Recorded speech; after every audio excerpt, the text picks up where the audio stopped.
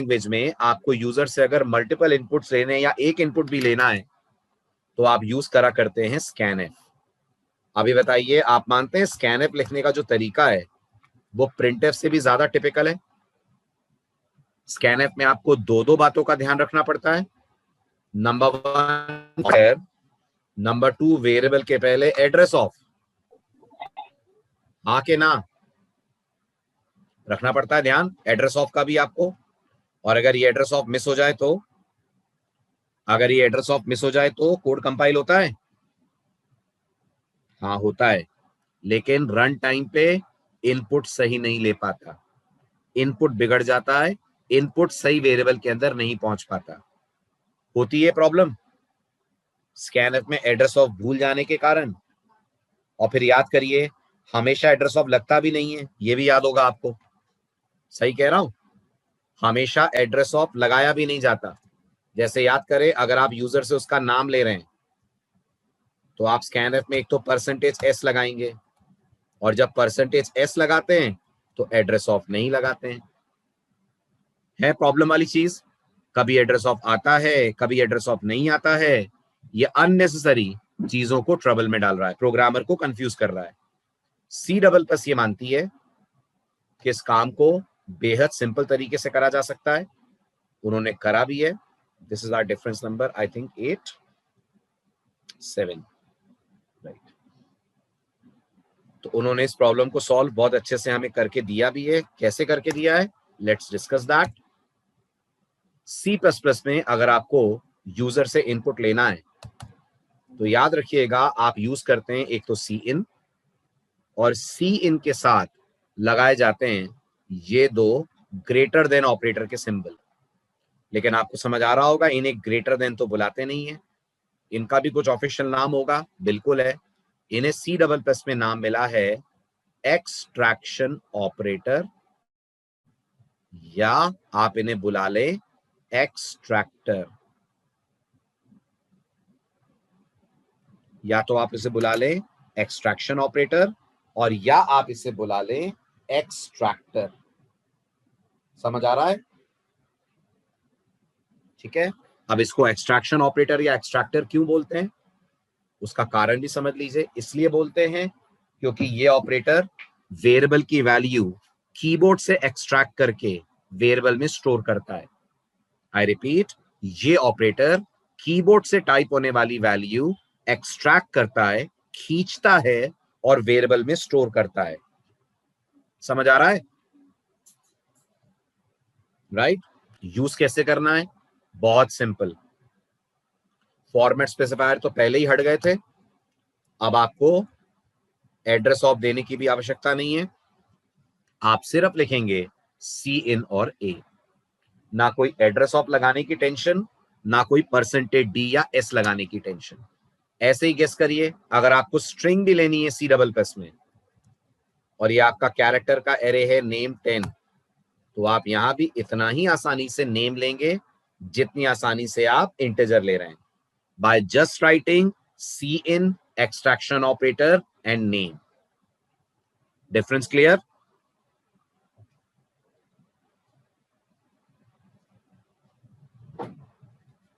Good. अब एक level ऊपर चलते हैं। अभी बताइए, सी में क्या आप एक ही बार में मल्टीपल इनपुट्स ले सकते हैं?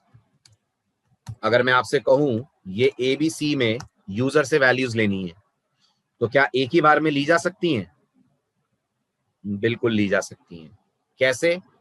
एक तरीका है, आप स्कैनएफ अलग अलग लिखें, है ना, वो है आप %d लिखकर एड्रेस ऑफ A लिखें, फिर स्कैनएफ में %c लिखकर एड्रेस ऑफ B लिखें, फिर स्कैनएफ में %f लिखकर एड्रेस ऑफ C लिखें। अब दिमाग दौड़ाइए, इसमें भी कुछ आएगा? दो स्कैनएफ के बीच में कुछ ध्यान रखना पड़ता है C पढ़ते वक्त?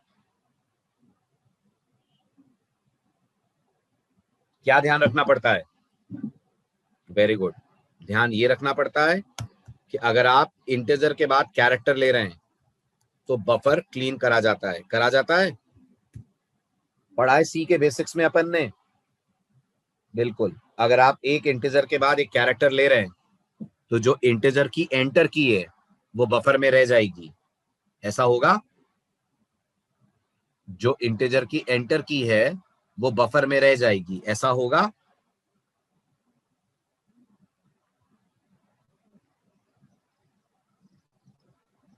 राइट, तो उसको हटाने के लिए आप यूज करते हैं यहां पर एफ फ्लैश। ठीक है, एक तरीका तो इनपुट का ये हो गया। और दूसरा तरीका क्या होता है कि आप एक ही बार स्कैन एफ में तीनों इनपुट्स ले लें, परसेंटेज सी, परसेंटेज डी, परसेंटेज सी, परसेंटेज एफ। अब जब आप एक ही बार में तीनों इनपुट लेते हैं तो ऑर्डर का ध्यान रखना पड़ता है, ऑर्डर का ध्यान रखना पड़ता है। हाँ, अगर आपने पहले परसेंटेज डी लगाया है तो फिर यहां एड्रेस ऑफ ए आएगा, आएगा है ना, फिर यहां आएगा एड्रेस ऑफ बी, फिर यहां आएगा एड्रेस ऑफ सी। अगर ये ऑर्डर बिगड़ गया तो पूरा इनपुट बिगड़ जाता है। ठीक है, अब सी प्लस प्लस में देखिए ये काम कितना सिंपल कर दिया गया है। अगर सी डबल प्लस में आप इसी चीज को करते हैं, पॉइंट नंबर 8, और आपके पास इंटीजर ए है, कैरेक्टर बी है और फ्लोट सी है, और आपको 3 इनपुट्स लेने हैं, तो नोटिस करिए आप लिखेंगे सी इन ए, सी इन बी, सी इन सी। क्या चीज नहीं लगानी पड़ती, क्या चीज नहीं लगानी पड़ती यहां बफर को फ्लश करने की कोई जरूरत नहीं है, यहाँ कोई एंटर वेंटर की प्रॉब्लम आपको नहीं आने वाली है, भले ही आप 3 सी इन एक के बाद एक के बाद एक कैरेक्टर वाला ही क्यों ना लिख रहे हो। Are you getting this? और अगर आपको लग रहा है और छोटा हो सकता है तो बिल्कुल हो सकता है। आपने अभी अभी एक टेक्निक पढ़ी, क्या वो है कैस्केडिंग। तो एक्सट्रैक्शन ऑपरेटर की कर दीजिए कैस्केडिंग। सोचिए, बेहद सिंपल तरीके से आप तीनों वेरिएबल्स का इनपुट स्कैन कर लेंगे।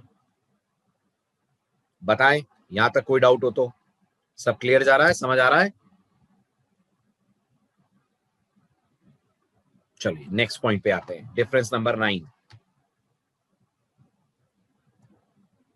सी लैंग्वेज में अगर आपको मैं बोलता हूं एक प्रिंटफ लिखिए और ऐसा लिखिए कि आउटपुट 2 अलग अलग लाइनों पे आए। फॉर एग्जाम्पल गुड इवनिंग लिखना है, ऐसे लिखना है कि गुड पहली लाइन और इवनिंग दूसरी लाइन पे आए। तो क्या पढ़ा है सी में? सी में पढ़ा है आपने बैकस्लैश एन। तो ये करने के लिए आप सी में लिखोगे good backslash n evening. This is what you have learned in C language for displaying new line. When it comes to C++, अगर वहां आपको यही काम करने को कहा जाएगा तो गौर करिएगा, C++ C का सुपरसेट है। इसका सीधा सीधा मतलब यह है जो आप C में कर सकते हैं वो तो C++ में कर ही सकते हैं। तो आप गुड बैकस्लैश एन इवनिंग ये तो लिख ही सकते हैं, बट कंपाइलर आपको इसका एक अपना ऑल्टरनेट भी देता है। अपना ऑल्टरनेट मतलब, अपना ऑल्टरनेट मतलब सी डबल प्लस का स्टाइल जो सी से डिफरेंट है। वो क्या है? वो है आप सी आउट में गुड लिखेंगे, इंसर्शन ऑपरेटर लगाकर एंडल लिखेंगे और फिर आप लिखेंगे यहां पर इवनिंग। गुड लिखेंगे, इंसर्शन ऑपरेटर लगाकर एंडल लिखेंगे और फिर आप लिखेंगे यहां पर इवनिंग। क्या होगा आउटपुट? दोनों का ही आउटपुट बिल्कुल एक जैसा होगा। क्या? गुड आएगा फर्स्ट रो में, इवनिंग चला जाएगा सेकेंड रो में। इतना क्लियर? जवाब दीजिए यस और नो। क्लियर? अब नामकरण भी सुन लीजिए। अगर आपसे मैं पूछूंगा ये बैकस्लैश एन क्या कहलाता है, तो आपको याद होगा ये कहलाता है एस्केप सीक्वेंस। ये सी लैंग्वेज का दिया हुआ नाम है। और अगर मैं आपसे पूछूंगा ये एंडल क्या है, ये भी एस्केप सीक्वेंस है, तो जवाब है नहीं, ये सी डबल प्लस में कहलाता है मैनिपुलेटर। लाइन ब्रेक तो बैकस्लैश एन भी करता है दीपांकर। एंडल का फुल फॉर्म होता है इट्स नोन एज मैनिपुलेटर, और खुद कहलाता क्या है? खुद कहलाता है end line. Full form endl का है एंड लाइन, और ये कौन है? ये मैनिपुलेटर है। जैसे मैं आपसे पूछूं सी आउट कौन है, तो आप क्या बोलोगे? आप यही बोलोगे ना, प्री डिफाइंड ऑब्जेक्ट है ना? ऐसे मैं आपसे पूछूंगा ये कौन है, ये, तो आप यही बोलोगे ना, ये इंसर्शन ऑपरेटर है। ऐसे अगर कोई आपसे पूछेगा एंडल कहलाता क्या है, तो उसके लिए जो प्रॉपर वोकैबुलरी है वो है मैनिपुलेटर।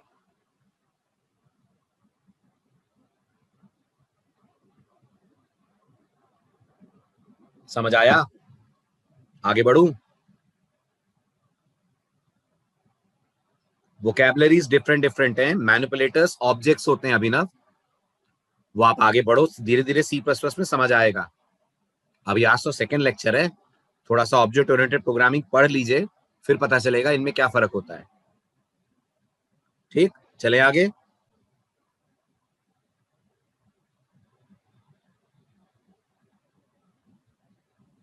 चलिए आइए अब नेक्स्ट पॉइंट पे। अब याद रखिएगा सी में आपने बैकस्लैश एन के अलावा और भी एस्केप सीक्वेंसेस पढ़े हैं? हाँ के ना? पढ़े हैं? Other than backslash n you must have learned other escape sequences like backslash t, backslash r, backslash b, backslash a पढ़े। बट सी डबल प्लस में याद रखिएगा जो मैनिपुलेटर हमें मिला है वो सिर्फ बैकस्लैश एन के लिए मिला है। मतलब सी डबल प्लस के अंदर अपन लोग बैकस्लैश एन को तो रिप्लेस कर सकते हैं एंडल से, ठीक है, लेकिन बाकियों को सेम टू सेम यूज करना पड़ेगा। मतलब बैकस्लैश टी यहां भी बैकस्लैश टी है, बैकस्लैश आर यहां भी बैकस्लैश आर है, बैकस्लैश बी यहां भी बैकस्लैश बी है, और बैकस्लैश ए यहां भी बैकस्लैश ए है।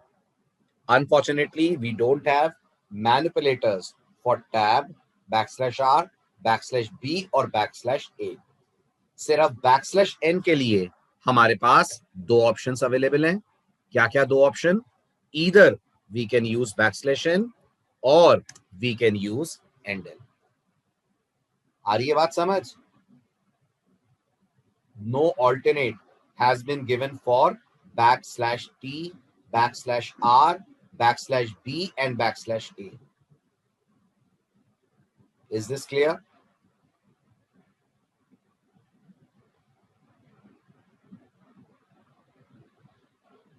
नेक्स्ट डिफरेंस, सी लैंग्वेज में इस कोड का आउटपुट बताइए। Integer a equal to 10, integer b equal to 4, float c equal to a divided by b, printf percentage f comma c। क्या आएगा आंसर?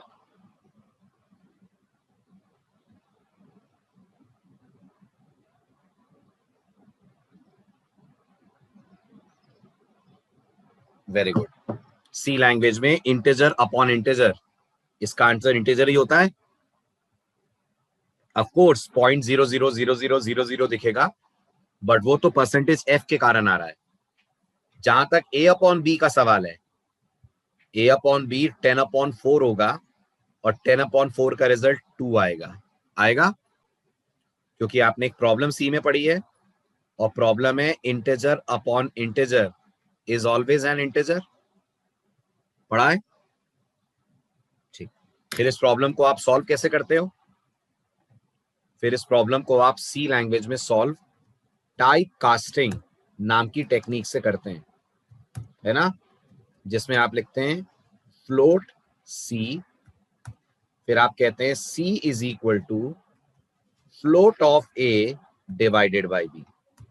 और अब अगर आप प्रिंटर से प्रिंट करते हैं सी वेरिएबल को, तो आपको पिछली बार की तरह सिर्फ 2 नहीं मिलेगा, बकायदा पूरा आउटपुट मिलेगा विच इज 2.5000000। ऐसा होगा? है ना। सी प्लस प्लस में भी याद रखिएगा ये सेम प्रॉब्लम है। सेम प्रॉब्लम है मतलब सी प्लस प्लस में भी अगर आप एक इंटीजर ए लेते हैं जिसमें 10 है,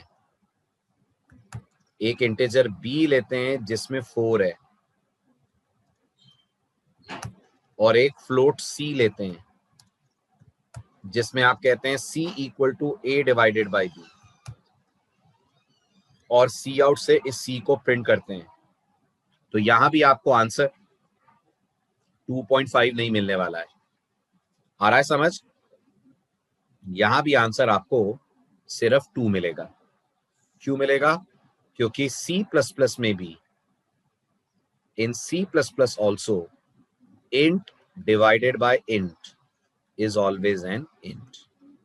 एक और बात याद रखिएगा, more over C++ by default doesn't display trailing zeros।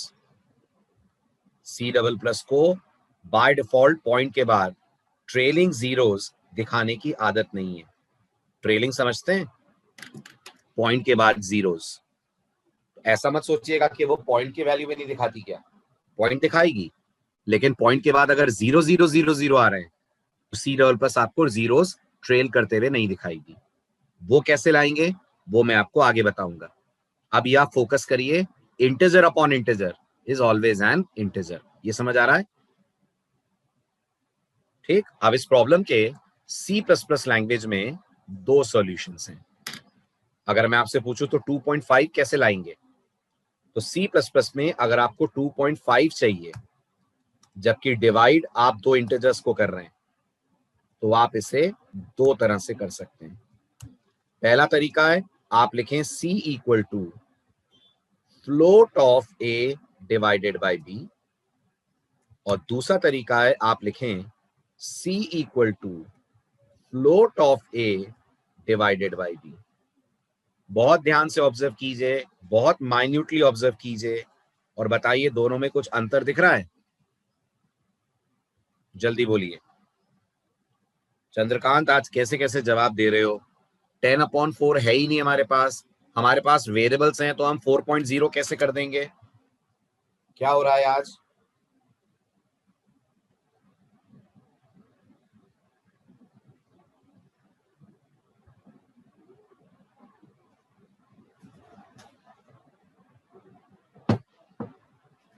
Difference दिख रहा है दोनों तरीकों में?